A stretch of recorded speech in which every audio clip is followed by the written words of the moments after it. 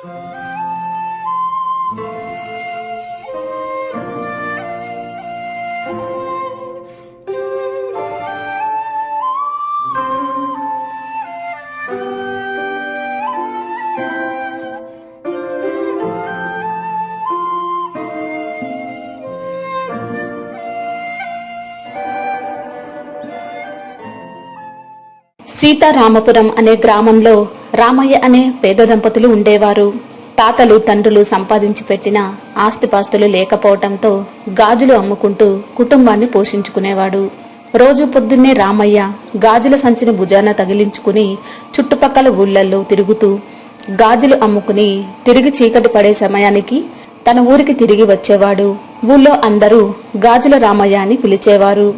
ఇంటి దగ్గర సీత కూడా గాజుల కోసం వచ్చే ఊరి మహిళలు ఇంట్లో ఉన్న గాజులను అమ్ముతూ రామయ్యకు చేదోడు వాదోడుగా ఉండేది. గాజులన్నీ అమ్ముడుపోయాక రామయ్య ఆ ఊరి 30 మైళ్ల దూరంలో ఉన్న పట్నానికి వెళ్లి నెలకు సరిపడా గాజులు కొనుక్కొని 3 రోజులకు ఇంటికి తిరిగి వచ్చేవాడు. అందువల్ల రామయ్య నెలలో 3 రోజుల పాటు ఇంట్లో ఉండేవాడు కాదు. ఆ సమయంలో సీత తమ పక్కింటి నరసయ్య కూతురుని తనకు తోడుగా ఉంచుకునేది.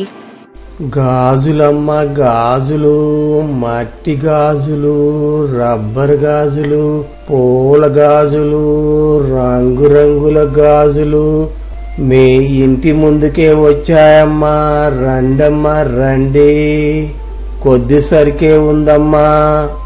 గాజులమ్మ, గాజులు, మొన్నొచ్చిన సినిమాలో కథానాయకు తొడుక్కున్న గాజులు కూడా ఉన్నాయమ్మా, రండమ్మా రండి, గాజులమ్మ, గాజులు.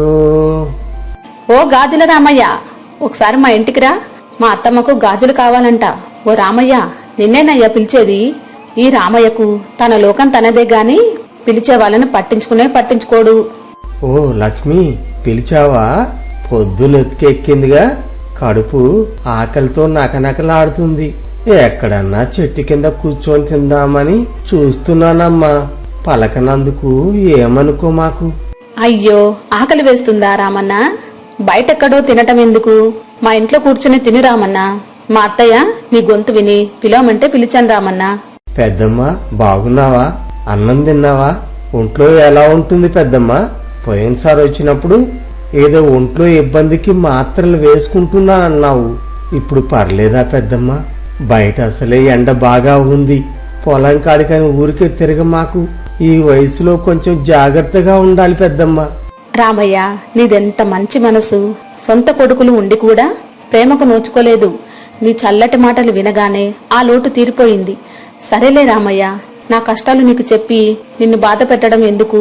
మొన్న అంట్లు తోముతుంటే గాజులు పగిలిపోయాయి. 2 జతల గాజులు చూపించు. ఇదిగో పెద్దమ్మా, ఇవేమో మట్టి గాజులు. వీటిలో కూడా మంచి రంగులు ఉన్నాయి. ఇవి చూడు, రబ్బరు పూల గాజులు. ఇవి తీసుకుంటావా మరి? నీ చేతికి నిండుగా చాలా బాగుంటాయి. రామయ్య ఏ ఊరు వెళ్లినా అందరూ రామయ్యను తన సొంత కుటుంబ సభ్యుడిలా ప్రేమగా చూసుకునేవారు. అలా ఆ మహిళకు గాజులు అమ్మిన తర్వాత వారింట్లోనే కూర్చుని తన వెంట తెచ్చుకున్న అన్నం, పెద్దమ్మ ఇంట్లో చేసిన చేపల కూర పెడితే తిని మళ్లీ ఇంకో ఊరు వెళ్లి గాజులన్నీ అమ్మి తిరిగి తన ఊరు బయలుదేరాడు. ఊరి పొలిమేరకు రాగానే అక్కడ చెట్టు కింద తన ఇంటికి అవతల ఉండే వృద్ధురాలు గడ్డి మోపు కింద పడేసి కూర్చుని ఉంది. నానమ్మ, ఏమైంది? ఇక్కడ కూర్చున్నావేంటి? ఆయాసం వస్తుందా? అయినా ఈ వయసులో ఈ గడ్డి మోపు ఇవన్నీ ఎందుకు నానమ్మా? ఎంచక్క బాబాయ్ నిన్ను పువ్వుల్లో పెట్టుకొని చూసుకుంటున్నాడుగా. సమయానికింత తిని నీడ పట్టునుండక ఈ శ్రమంతా ఎందుకు చెప్పు? ఏం చెప్పమంటావు నాయనా, నా కష్టాలు. ఊర్లో అందరూ నీలాగా కొడుకులు తల్లికి ఏ కష్టం రాకుండా చూసుకుంటాడని అనుకుంటున్నారు. కానీ 4 గోడల మధ్య జరిగేది ఎవరికి తెలుస్తుంది? ఒకరికి చెప్పుకోలేక నాలో నేనే నలిగిపోతున్నాను బిడ్డ. నా కొడుకు పెళ్ళానికి తొత్తుగా మారి కాళ్ళొత్తుతూ పెళ్ళాం చెప్పిన మాటలు విని రోజు నన్ను తిడుతూ ముసలిదాన్నను కూడా చూడకుండా నా చేత ఇంటి పని చాకరీ చేయిస్తున్నారు. ఇదిగో ఈ రోజు గడ్డి తెస్తావా చేస్తావా అని కోడలు తిడుతుంటే ఇలా వచ్చాను. ఏదో కష్టపడి గడ్డైతే కోసాను గాని ఇప్పుడు దాన్ని ఇంటికెలా చేర్చాలి? నా కష్టాలు ఇంకే తల్లికి రాకూడదు నాయనా. ఆ వృద్ధురాలు చెప్పింది విన్న రామయ్యకు మతిపోయినట్టేంది. బయట నుండి చూసేవారందరూ ఆ వృద్ధురాలి కన్న కొడుకు తల్లిని కాలు కింద పెట్టకుండా చూసుకుంటున్నాడని, ఆమె ఎంతో అదృష్టవంతురాలని అనుకుంటున్నారు. కానీ ఆమెను ఇంత కష్టపెడుతున్నారని ఎవరికీ తెలియదు. రామయ్యకు ఇప్పుడొక విషయం అర్థమైంది. మనుషులందరికీ కష్టాలు ఉంటాయని, అయితే ఎంత చెట్టుకి అంత గాలి ఉన్నట్టుగా వారి కష్టాలు వారికి ఉంటాయని తెలుసుకున్నాడు. ఇప్పుడెందుకు రామయ్య మనసు తేలికగా అనిపించింది. ఆ తర్వాత ఆ గడ్డి మోపు తన నెత్తిన పెట్టుకుని వృద్ధురాలిని జాగ్రత్తగా ఇంటికి చేర్చాడు. సీత, ఈ రోజు నా మనసు చాలా బాధపడుతుందే. నేను ఇందాక పొరుగురు నుంచి వచ్చేటప్పుడు పొలిమేర వద్ద అవతలి ఇంట్లో ఉంటుందే ఆ నానమ్మ, పాపం గడ్డి మోపు మోయలేక చెట్టు కింద కూర్చోంది. ఎందుకు నానమ్మ ఇక్కడ కూర్చున్నావంటే తన బాధంతా నాతో చెప్పుకుంది. తన కొడుకు తల్లిని ఎంతో ప్రేమగా చూస్తానని మనమంతా అనుకుంటాం. అయితే అదంతా ఉట్టిదే సీత. ఆ దుర్మార్గుడు భార్య పక్షాన చేరి తల్లిని హింస పెడుతున్నాడట. తలుచుకుంటూనే కళ్ళమ్మట నీళ్లొస్తున్నాయి. అవును మామ, నువ్వు ఎప్పుడూ బయట ఉంటావు కాబట్టి నీకు తెలియకపోవచ్చు, కానీ పక్క ఇల్లే కదా, నేను రోజూ చూస్తుంటాను. వృద్ధురాలని చూడకుండా ఆ పాపిష్టి కోడలు ఆమెను ఎంతో హింస పెడుతుంది మామ. బయట వాళ్ళు ఏమైనా అంటే అది మా ఇంటి సమస్య, మీకెందుకు అంటారు. అందుకే ఎవరూ పట్టించుకోరు. పాపం ఆ పిచ్చి తల్లిని చూసినప్పుడల్లా నాకు చాలా బాధగా అనిపిస్తుంది. సర్లే సీత, వాళ్లకు పాపం పండే రోజు దగ్గరకు వచ్చింది. ఇక మన విషయం మాట్లాడుకుందాం. సీత, ఈ రోజుతో గాజులన్నీ అమ్ముడుపోయాయి. మళ్లీ రేపు పట్నం వెళ్లి సరుకు తీసుకురావాలి. ఇదిగో సీత డబ్బు. ఒకసారి వెళ్లి మనం దాచిపెట్టిన డబ్బు పెట్టి తీసుకురాపో. అసలు ఇప్పటి వరకు ఎంత డబ్బు సంపాదించామో లెక్క పెడదాం. అందులో నుంచే రేపు సరుకు కూడా డబ్బు తీసుకోవాలి. అన్ని గాజులు అమ్ముడుపోయాయా? ఇవాళ మీరు వెళ్లేటప్పుడు నేను ఎదురొచ్చానుగా, అందుకే మంచి జరిగింది. ఏమండి, ఈ రోజు ఇంట్లో ఉన్న గాజులు కూడా అమ్మేశాను. ఆ బజారులో ఉండే కామేశం బాబాయ్ ఇంటికి చుట్టాలు వచ్చారు. ఈ రోజు వాళ్ళ అమ్మాయికి వచ్చి గాజులన్నీ కొనుక్కుపోయింది. ఇదిగోండి డబ్బు. సీత, ఇప్పటి వరకు మనం 1200 జమ చేశాము. ఇందులో 50 రూపాయలు నేను రేపు సరుకుకు తీసుకెళ్తాను. మిగిలిన డబ్బు మళ్లీ ఈ పెట్టెలోనే పెడుతున్నాను. నేను తిరిగి వచ్చేంత వరకు కొంచెం జాగ్రత్తగా కనిపెట్టుకొని ఉండు సీత.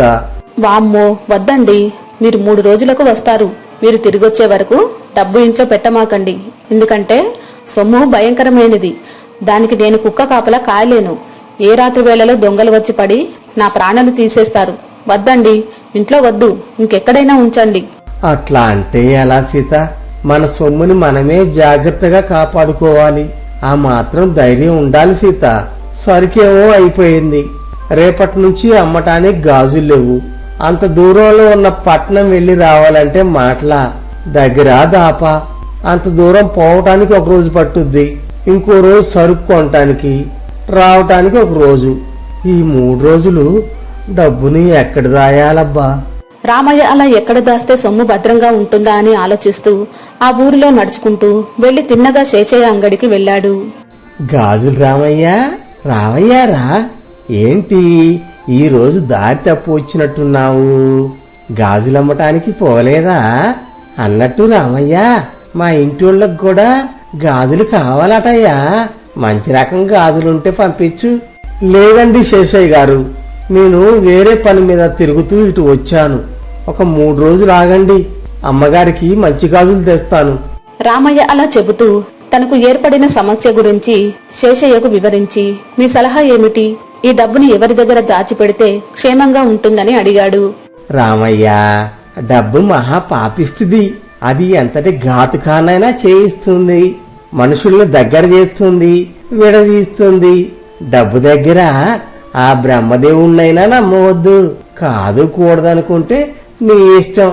నీకు నచ్చిన వారి దగ్గర దాచుకో మరి. అలా శేషయ్య చెప్పేసరికి డబ్బు ఎవరి దగ్గర దాచాలా అని రామయ్య ఆలోచనలో పడ్డాడు. ఇంతలో శేషయ్య అంగడిలో గుమస్తా తమ కొట్టుకు వచ్చి వారికి కావలసిన సామాను ఇచ్చి డబ్బు తీసుకుని గల్లా పెట్టెలో వేశాడు. వెంటనే శేషయ్య గుమస్తా మీద కేకలు వేయసాగాడు. ఒరే పాపిష్టివాడా, ఇప్పుడు వచ్చిన మనిషి వద్ద 4 రూపాయలు అధికంగా తీసుకుంటావా? ఎంత పాపం చేశావురా? మనకు న్యాయంగా రావాల్సింది 1 రూపాయి అయితే నువ్వు 5 రూపాయలు తీసుకున్నావు. నీకెన్ని మార్లు చెప్పినా నీ బుద్ధి మారదు కదా. జాగ్రత్తగా జ్ఞాపకం ఉంచుకొని ఆ మనిషి ఇంకోసారి బేరానికి వచ్చినప్పుడు ఆ 4 రూపాయలు తిరిగి ఇచ్చేయి.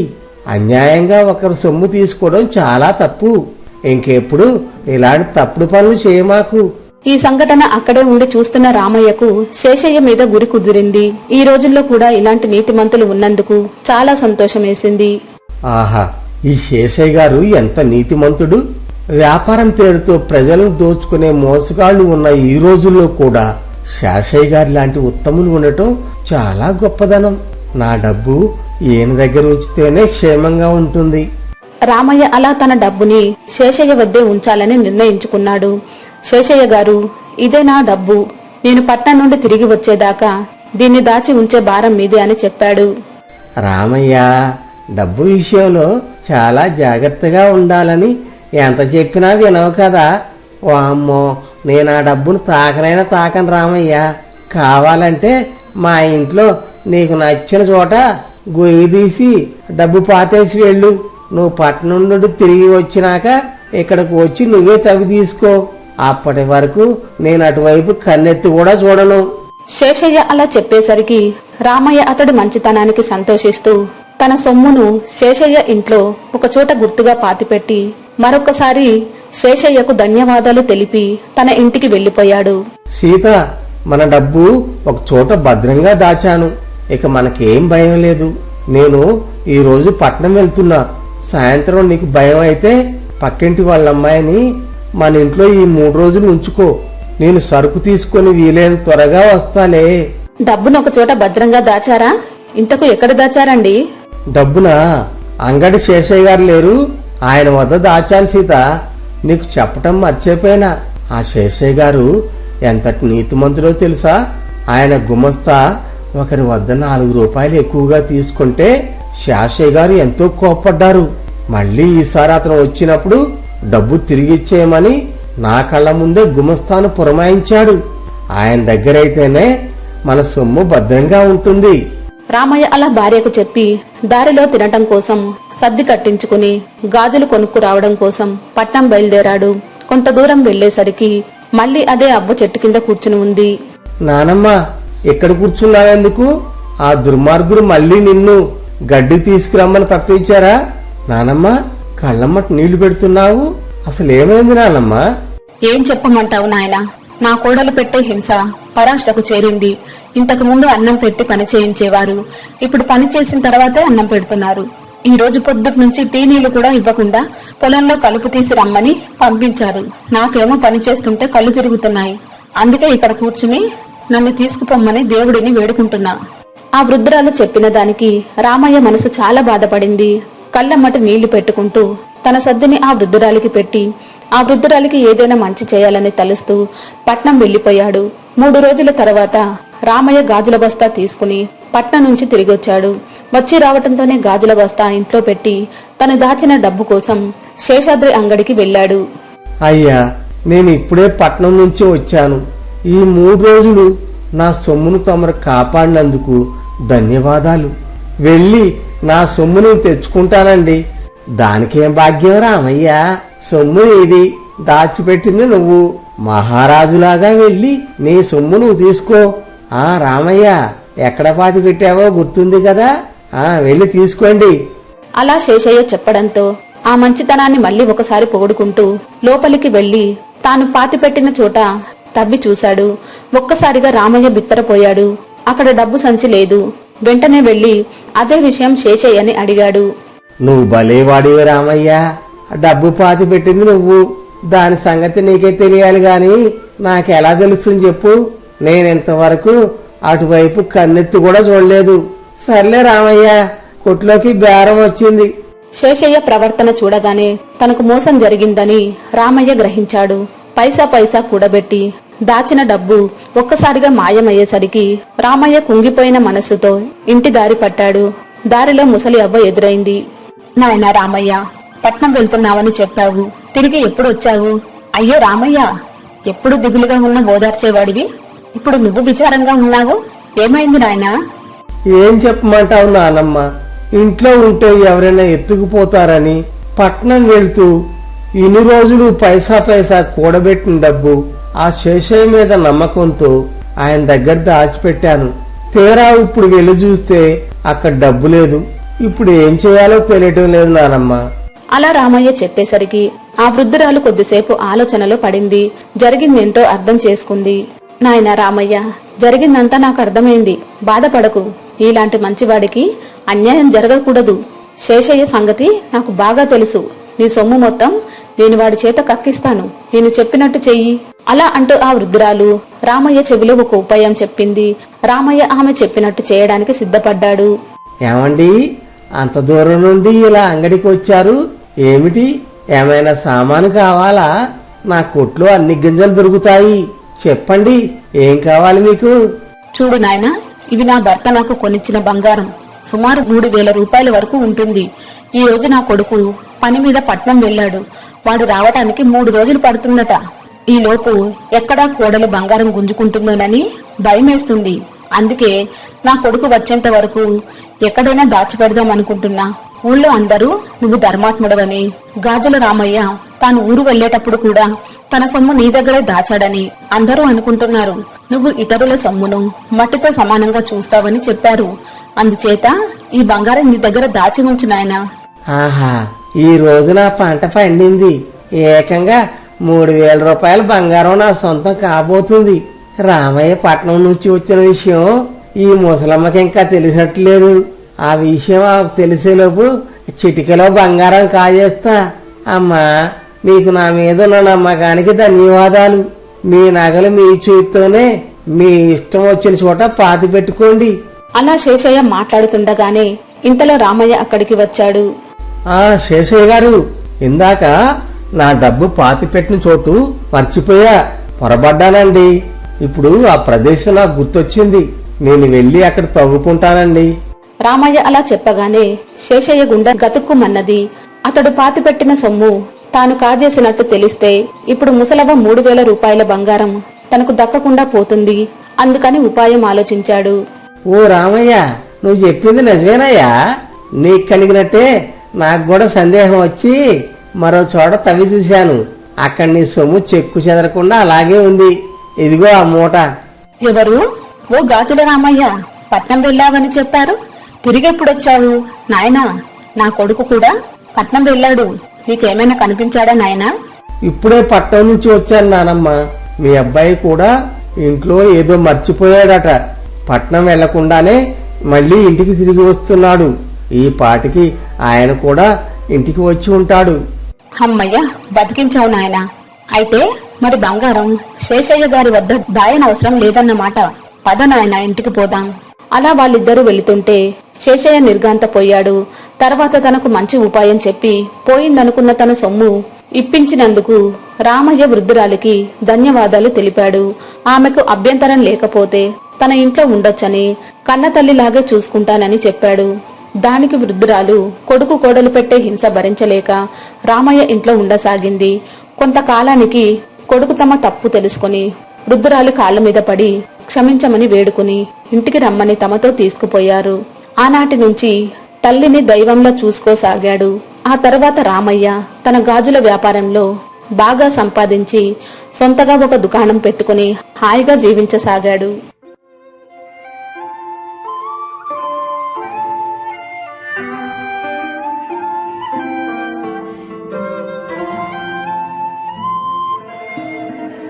మీకు మా ఛానల్లోని స్టోరీస్ అన్ని నచ్చినట్లయితే లైక్ చేయండి, షేర్ చేయండి, సబ్స్క్రైబ్ చేయండి. అందరికీ థ్యాంక్ యూ అండి.